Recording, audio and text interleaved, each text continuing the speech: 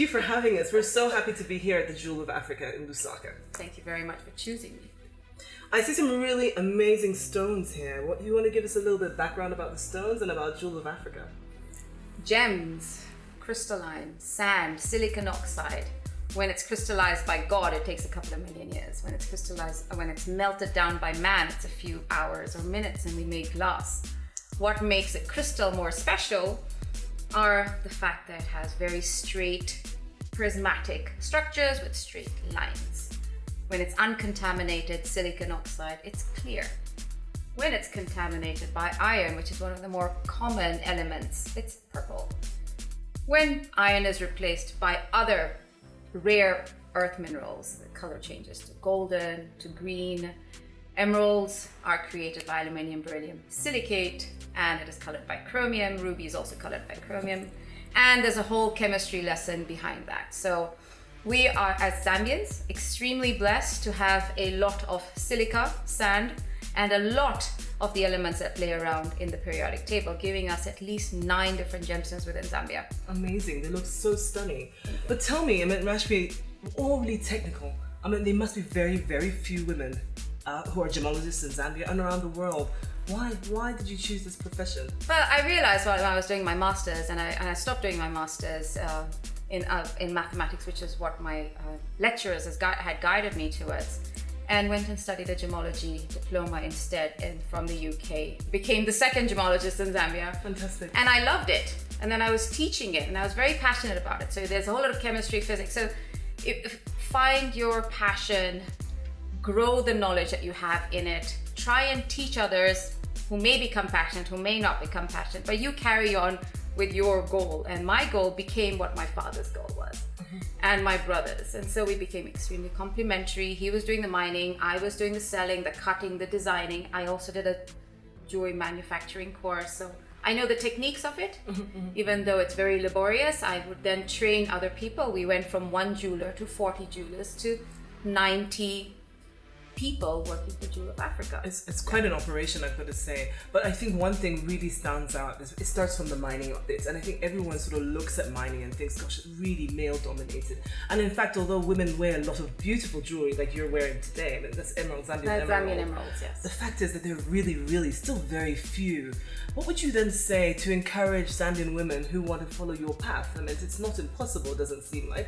Definitely not.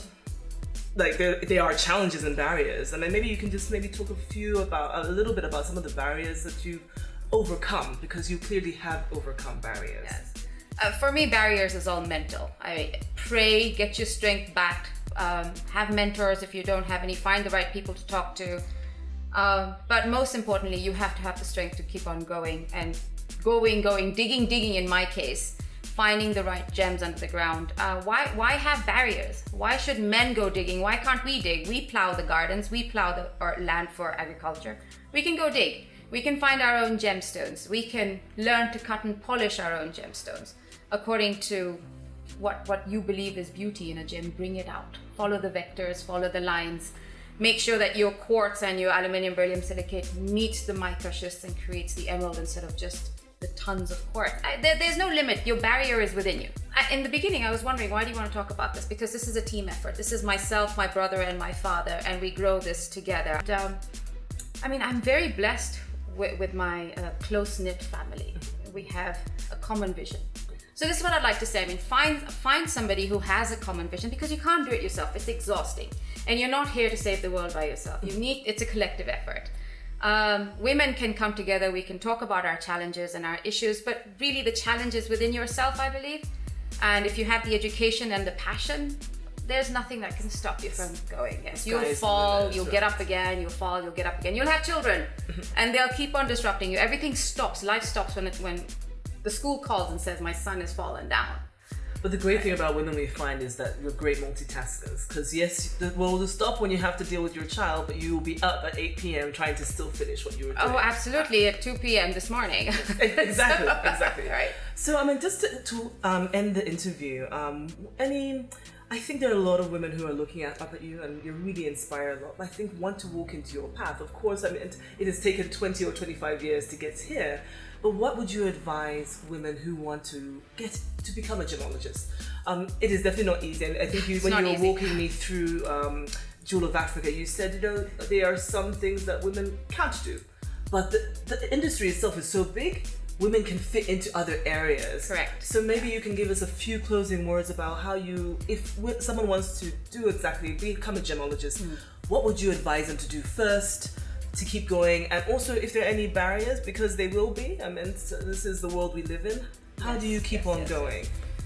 All right, so first of all women are welcome to come visit me in my office. I have mentored a few, they've gone and studied gemology, but then discovered that it's not their path, and they've gone on to do other things. If it's not your path, fine, but I'll tell you one thing about Zambia, that I think it's necessary to make it your path, because we have the gems like nobody else in the world has gems. Why would you not make the most of what we have? We have 9 gems, gold, silver.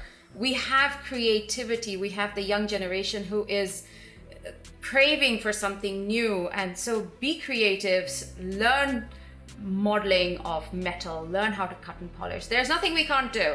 Maybe we can't lift something heavy and the heavy machinery. Let the men do that for you. You can pick and sort because you have a keen eye. You can become jewelers because you have a flair for jewelry naturally, right? It's in our DNA to create beauty. We create children, we have responsible children. Let them move on to join you, right? If they feel like it. Absolutely. Or become responsible citizens to keep on growing this land's wealth. And that's in my opinion. Anyway. No, we love that. We love that. We love the positive story. We love your positivity. Because yes, it's hard, but Rashmi, you make it look so easy. Yes. Thank you so much for sharing your journey with us and all your advice. We were really grateful to have you on the Inspirational Women series, and we will be airing this on Radio Phoenix with the proud support of Liquid Telecom, of Access Bank Zambia, and Java Foods. I am Monica Musonda. Look forward to speaking with our other guests later on this week. Thank you very much.